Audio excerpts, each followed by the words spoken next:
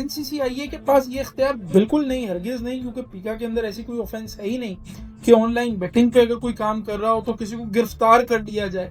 At the very most सबसे पहले कोई नोटिस देना चाहिए, जवाब मांगना चाहिए। बेटिंग इन इटसेल्फ जो है वो पाकिस्तान में इलीगल है, और इसका कानून जो है वो प्रिवेंशन ऑफ गैम्बलिंग एक्ट है।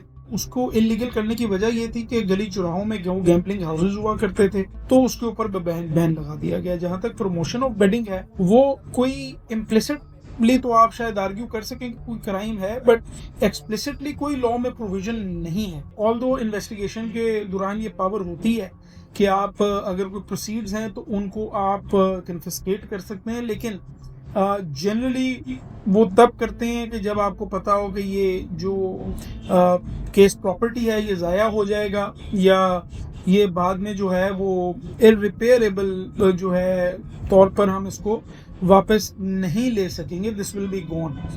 वरना otherwise you must need a warrant of the court. But the NCCIA, as I have just said, वो तो अपने पावर्स को ऐसे एक्सरसाइज कर रही है कि उस पर ना कोई आइन और ना कोई कानून अप्लाई होता है। देखिए, पेशावर हाई कोर्ट ने एक ऑर्डर दिया और उसको जो पीएसएल के अंदर सरोगेट स्पॉन्सर्स के जरिए बेटिंग एप्लीकेशंस को जो एडवर्टाइज किया जा रहा था, उसके बाद वो शायद बज़ाहिर बंद भी हो गई है।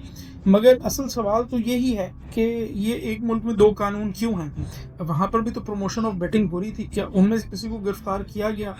मैं ये समझता हूँ, मेरी राय के अंदर, एज अ कानूनदान और as a citizen of this country as well, कि ये और कुछ नहीं हो रहा। सिर्फ और सिर्फ आजकल जो हमारी सरकारी इदारे हैं, सरकारी एजेंसीज हैं, उनको टिकटॉक बनाने का बहुत ज़्यादा शौक है।